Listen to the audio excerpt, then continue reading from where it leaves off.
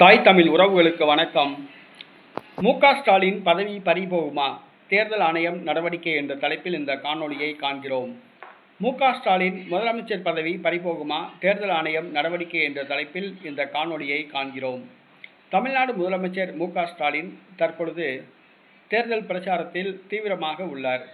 தற்போது உள்ள ஆளுகின்ற அரசாங்கத்துடைய அரசு அதிகாரிகள், தற்பொழுதுள்ள அரசு அதிகாரிகள், அதாவது ஐஏஎஸ் அதிகாரிகள், ஐபிஎஸ் அதிகாரிகள் உள்ளிட்ட அரசு அதிகாரிகள் திமுகவுக்கு சாதகமாக செயல்படுகின்றனர். அதுவும் குறிப்பாக முதலமைச்சருக்கு சாதகமாக செயல்படுகின்றனர். ஆளுகின்ற இந்த அரசு அதிகாரிகள் ஆளுங்கட்சிக்கு ஆதரவாக, திமுகவுக்கு ஆதரவாக, முதலமைச்சர் மு.க.ஸ்டாலினுக்கு ஆதரவாக தேர்தல் நேரத்தில் செயல்படுவதை அதிமுக எம்பி அவர்கள் குற்றச்சாட்டுகளாக தொகுத்து இந்திய தேர்தல் ஆணையத்துக்கு இமெயில் அனுப்பியுள்ளார். நேரடியாக புகார் அனுப்பியுள்ளார். இந்திய தேர்தல் ஆணையம் நடவடிக்கை எடுக்க வேண்டும் என்று வலியுறுத்தியுள்ளார். 1975ஆம் ஆண்டு இந்திரா காந்தி அம்மையார் இதே குற்றச்சாட்டால் பாதிக்கப்பட்டு பதவி இழந்தார் என்பது குறிப்பிடத்தக்கது. 1975ஆம் ஆண்டு இந்திரா காந்தி தேர்தல் போட்டியிட்ட போது ஒரு அரசு அதிகாரி இந்திரா காந்திக்கு ஓட்டு கேட்டார்.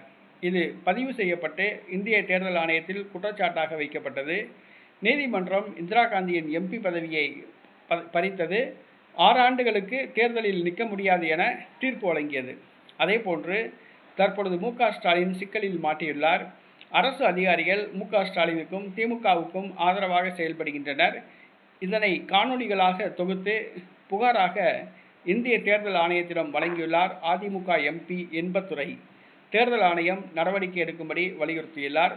தேர்தல் ஆணையம் நடுநிலையாக செயல்பட்டு நடவடிக்கை எடுத்தால் முதலமைச்சர் மு.க.ஸ்டாலினுடைய பதவி பறிக்கப்படும். 6 ஆண்டுகள் தேர்தலில் நிற்க முடியாத நிலை ஏற்படும். தேர்தல் ஆணையம் நடவடிக்கை எடுக்குமா அல்லது புகாரை குப்பையில் போடுமா என்பதை பொறுத்திருந்து பார்ப்போம்.